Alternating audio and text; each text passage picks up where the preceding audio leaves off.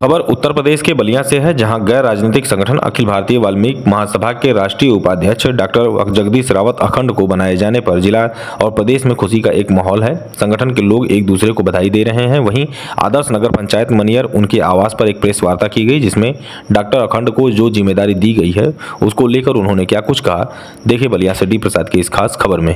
नमस्कार, NSC time में आपका स्वागत है। सबसे पहले सर आपका हम परिचय जानना चाहेंगे। हमारे दर्शकों को अपना परिचय बताएं।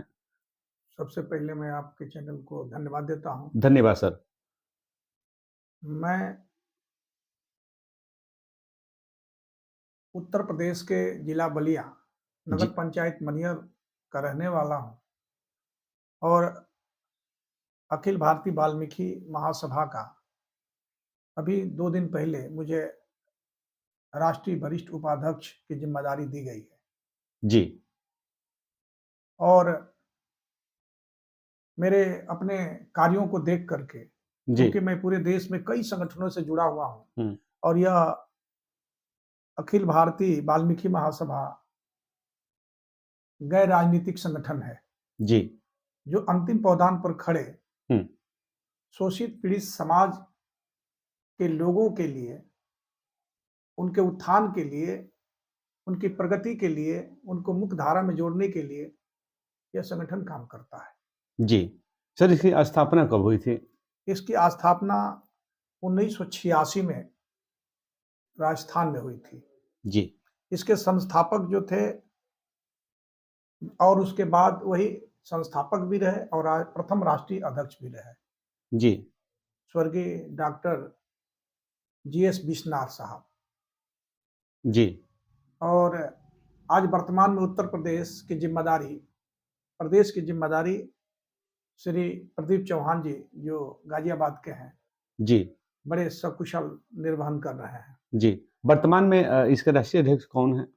वर्तमान में इसके राष्ट्रीय अध्यक्ष श्री राम गोपाल राजा जी हैं, जी। जो आज कुछ ही महीना पहले हुँ। इनको दायित्व दिया गया है। जी। इसके पहले 1986 से लेकर और आज तक, जो 2 महीना पहले तक जी। डॉक्टर बिश्नार साहब ही लगातार अध्यक्ष बने रहे। बड़ी लोकप्रियता थी जी। उनके व्यक्तित्व को लेकर के, उनके कार्य पद्धति को लेकर हुँ। समाज में और संगठन में बहुत ही उनको विश्वास के साथ और स्नेह के साथ देखा जाता था। जी। सर कितने प्रदेशों में ये संगठन कार्य कर रहा है? भारत के लगभग 22 प्रदेशों में इस संगठन का विस्तार है और कुछ संगठनों में अब विस्तार देने का जी। कार्य किया जा रहा है। संगठन का उद्देश्य क्या है सर? मैंने बताया कि इस देश में कुछ ऐसे भी समाज हैं जिनको हम उपजातियों में अलग-अलग जानते हैं, लेकिन सामूहिक रूप से जिसे हम स्वच्छकार समाज कहते हैं। हुँ। स्वच्छकार समाज सच्चाई है कि सामाजिक, आर्थिक, राजनीतिक, आर्थिक आदि सभी मोर्चे पर जी। अंतिम पावदान पर खड़ा है।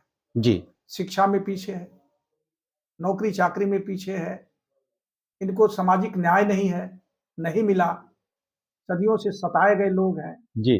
वंचित हैं, शोषित हैं, पीड़ित हैं, बहिष्कृत हैं, तिरस्कृत हैं। जी। इस समाज को मुख्य धारा में जोड़ने, इनके अधिकार और इनके सम्मान की पुनः रक्षा के लिए इस संगठन का निर्माण किया गया। जी। सर देखने को मिलता है कि भारत में बहुत संगठन काम करते हैं। तो ये संगठन चल रहा है, क्या ये निरंतर चलेगा और कितना भविष्य में लाभदायक होगा? इस पर क्या कहना चाहेंगे आप? इस संगठन के कार्य करने से इस समाज में, हम स्वच्छकार समाज कहते हैं, जी। इस संगठन के चलते इस समाज में एक जागृति पैदा हुई है, जी। एक जागरण पैदा हुआ है और लोगों में एक रुझान भी बना है हुँ। और इसका इतना बड़ा प्रभाव पड़ा है हुँ। कि अब देखा जा रहा है कि सामाजिक क्षेत्र में, राजनीतिक क्षेत्र में, आर्थिक क्षेत्र में, आदि क्षेत्रों में इस समाज से लोग निकल करके अपनी प्रगति के पथ पर अग्रसर हो रहे हैं, जी। जो इस संगठन ने बहुत बड़ा योगदान किया है। जी। संगठन की तरफ से सर आपको बहुत बड़ी ज़िम्मेदारी दी गई है, उस ज़िम्मेदारी को कैसे निर्वहन करेंगे? बहुत बड़ी ज़िम्मेदारी आपको दी गई है। चूँकि मैं विगत 45 वर्षों से जी। कई विभिन्न संगठनों में राष्ट्रीय स्तर पर, प्रदेश स्तर पर और अपने जनपद स्तर पर काम करता रहा हूँ। हुँ, और कोई ऐसा प्रदेश नहीं है, कोई ऐसा प्रदेश नहीं है, जिस प्रदेश में मैं अपने समाज के बीच में या शोषित पीड़ित समाज के बीच में जाने का काम न किया हो। जी। सर सर और जानना चाहेंगे आपसे हम कि अपने तरफ से क्या सुझाव रहेगा जो भी संगठन के पदाधिकारी हैं भाई, और क्योंकि आपकी हम लोग जब चले तो बलिया के नहीं प्रदेश के कोने-कोने में चर्चा आपकी हो रही थी कि आपको दिया गया पद से नवाजा गया है। तो ज़िम्मेदारियाँ बहुत मिली हैं और आगे काम करने रहे। तो और क्या अपने तरफ से सुझाव देंगे संगठन के लोगों के लिए और आगे क्या कुछ बताना चाहेंगे आप?